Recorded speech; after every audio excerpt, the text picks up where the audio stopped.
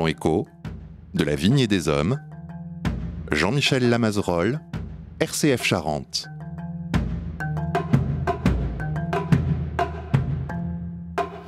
Bonjour à toutes et à tous et bienvenue dans De la Vigne et des Hommes, de la Vigne et des Femmes, puisque c'est à partir du livre de Monique Filiou que nous faisons quelques émissions comme un feuilleton où nous voyons le rôle important des femmes dans la viticulture et dans le cognacé en particulier.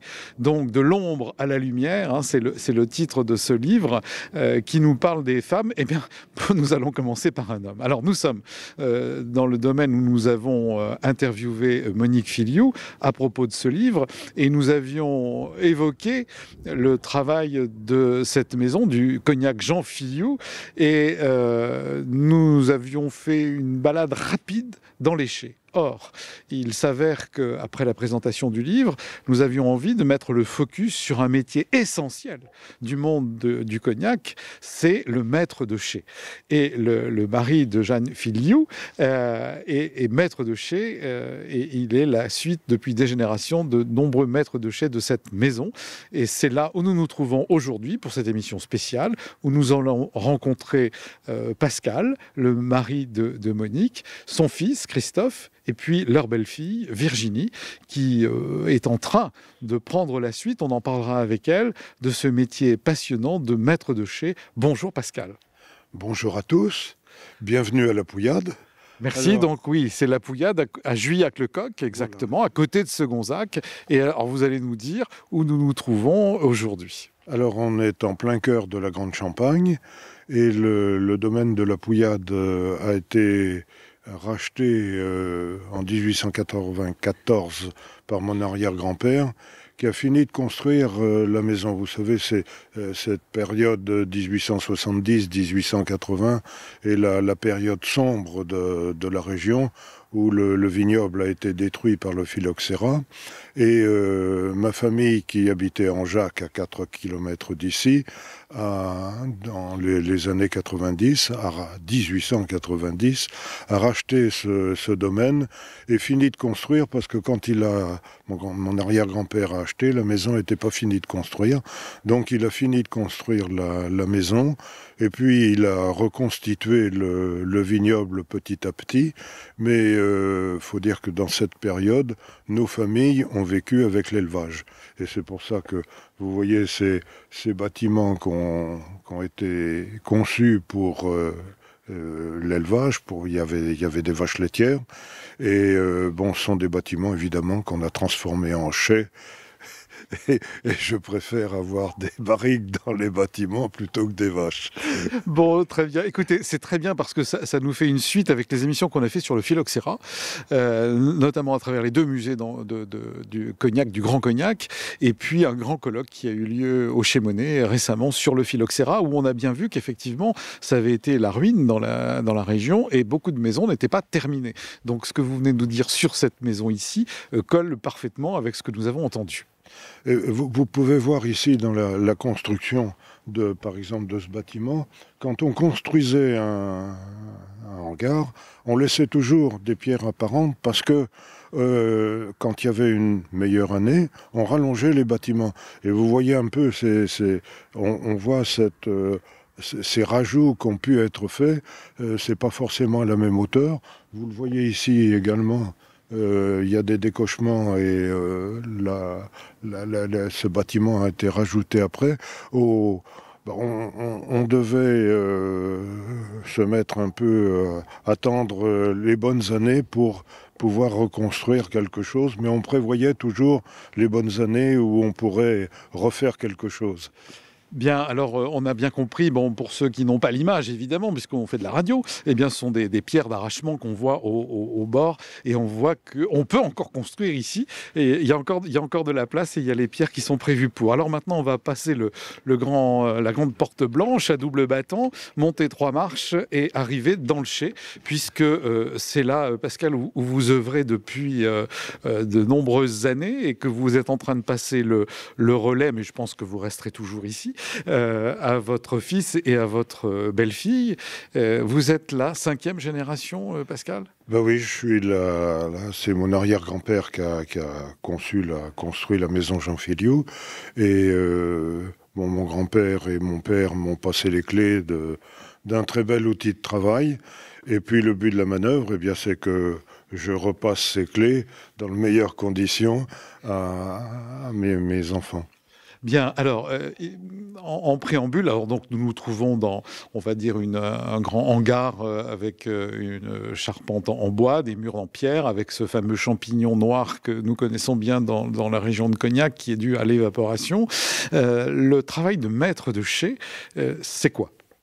Alors, faut d'abord commencer par, je peux dire que là, c'est mon lieu de vie.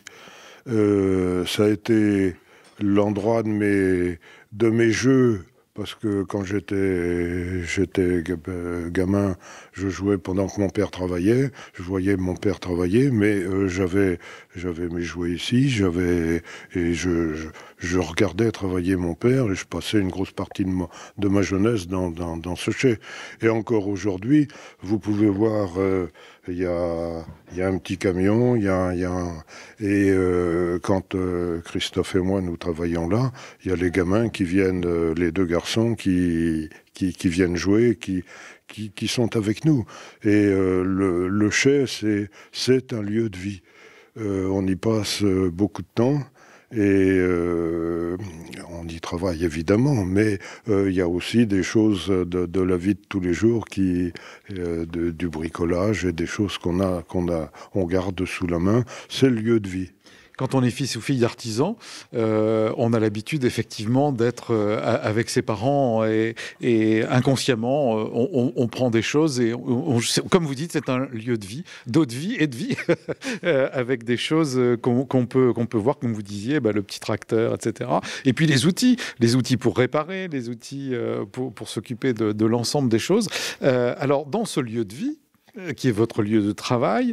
Ce travail de maître de chai, c'est quoi ? C'est de faire des assemblages afin de créer un cognac. Je parle de vous ici aujourd'hui, on va parler de vous, mais c'est le cas de tous les maîtres de chai, peu importe la grandeur du chai ou la pertinence de la maison de cognac qui est là. Alors tout à fait, un assemblage, ça se construit, ça doit avoir une belle attaque, un développement et une conclusion. Alors ça, il faut que vous nous en parliez. On dirait que vous nous faites une rédaction. Mais tout à fait. Et pour moi, un cognac doit être construit. Et en particulier, on travaille beaucoup le final.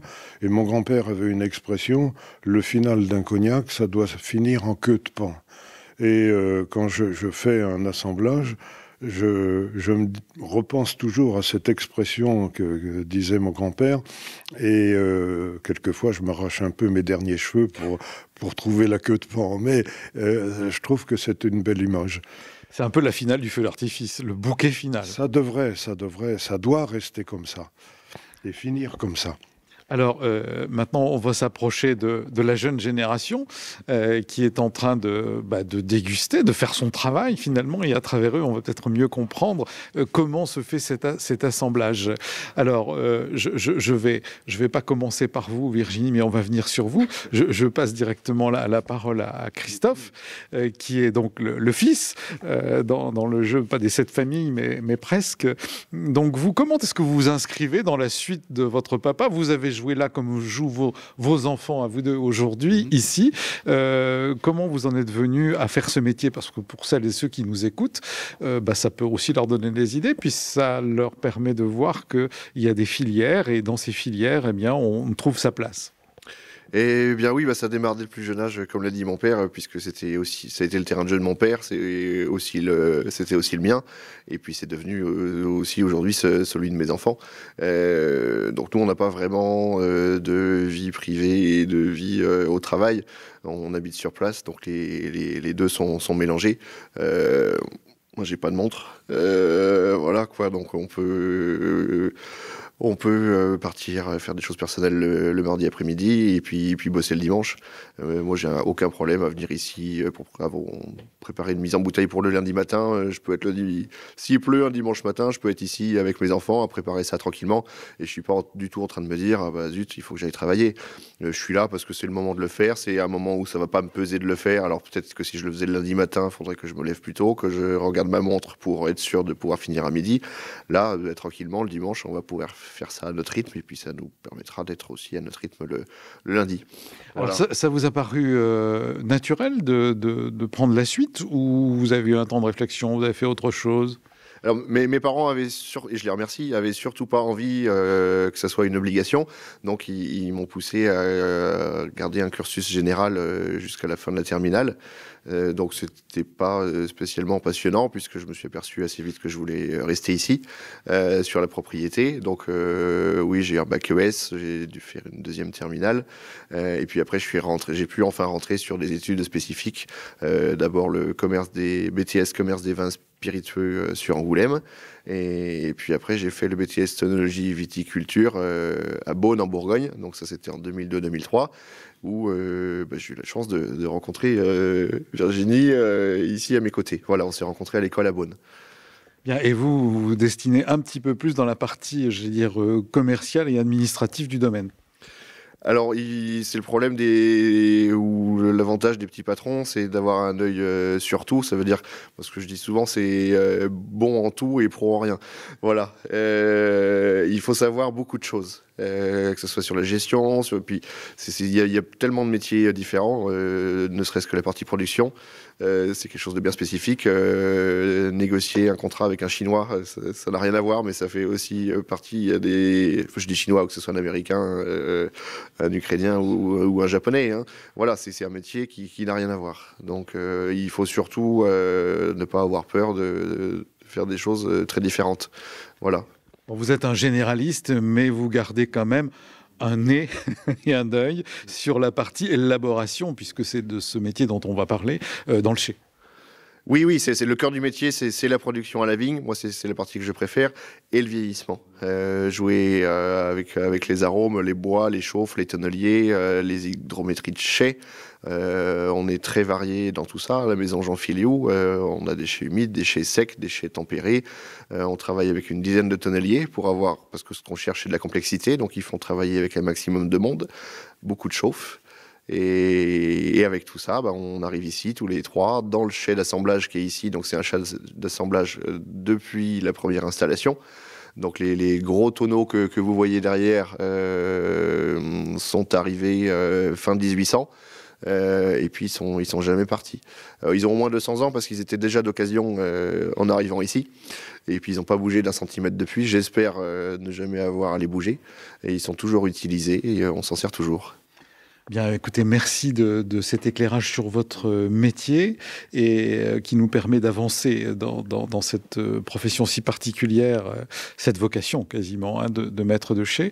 Et maintenant, je vais passer la parole à Virginie, enfin, que j'ai découvert un peu longuement dans le livre de Monique Filiou sur les femmes du cognac. Alors, on est ravis de vous avoir à notre micro. J'ai lu, et puis je vais vous laisser la parole, bien sûr, que vous vous êtes rencontrés à Beaune. Alors, vous êtes né à Limoges, et puis alors, vous avez eu un cursus varié, et il vous amène aujourd'hui ici. Alors, est-ce que vous pourriez nous en dire deux mots ? Alors moi je suis donc origine de Limoges, donc limousine, rien à voir avec la partie viticole puisque mes parents sont à l'éducation nationale. Donc à l'inverse, ça n'a pas été une vocation pour moi initialement puisqu'il a fallu que ça a été une vocation pour moi, mais il a fallu que je convainc mes parents de cette vocation justement. Donc le parcours a été un peu plus chaotique pour réussir à trouver ma voie, à aller au niveau viticole. Donc au départ, je suis partie plus sur du vin. ce qui est un peu plus logique, le cognac étant quand même beaucoup plus spécifique et restreint au niveau de la région Charente.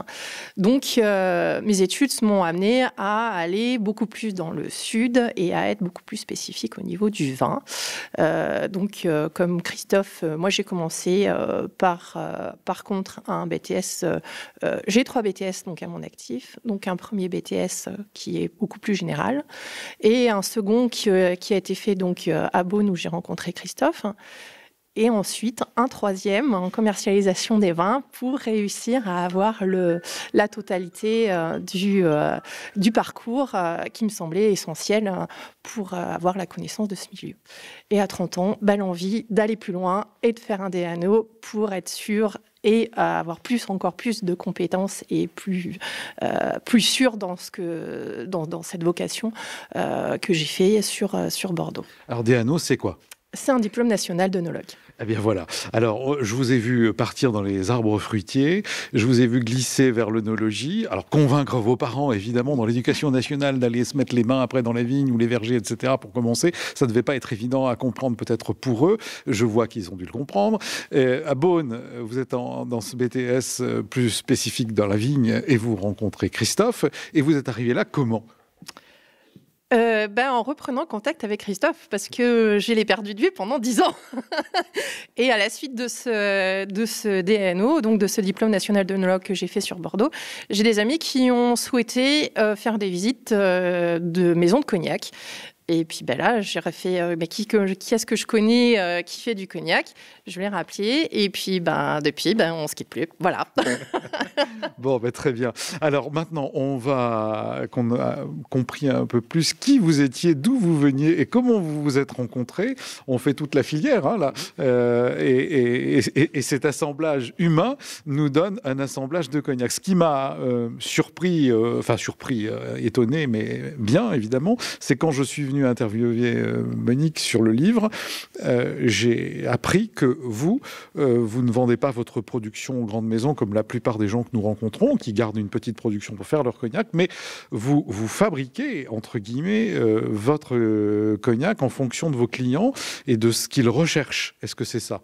C'est exactement ça, oui. On garde une grosse partie, on a une grosse partie de la production qui est élevée. On en garde une partie pour nous pour faire notre gamme. Et à côté de ça, en effet, on est en mesure de faire, selon les demandes de certains clients, des assemblages spécifiques pour eux. Pour eux, exactement. La première fois que je suis venu, il y avait des clients belges qui étaient ici pour leur propre cognac. Alors maintenant, vous allez me dire, vous deux, vous trois, ou vous, Virginie, comment vous travaillez ? Avec un travail d'équipe. C'est un travail d'équipe. Moi, pour ma part, je travaille avec mon beau-père en binôme encore, puisque j'ai encore besoin, étant novice quand même, même avec un petit peu d'expérience, mais étant un peu plus novice quand même là-dessus, on travaille en binôme, on échange énormément. Et après, une fois qu'on a fait plusieurs assemblages, on demande l'avis de Christophe pour être sûr de ce qui correspondra le mieux ou aux demandes du client ou notre propre demande si c'est notre gamme. Donc c'est vraiment un travail d'équipe où chacun a sa place bien définie et où son rôle est primordial. D'accord. Alors, moi, je pensais qu'un maître de chai, il y en avait qu'un. Et là, je me retrouve avec un triumvirat ou une trinité pour notre radio de données pour fabriquer un cognac. Christophe.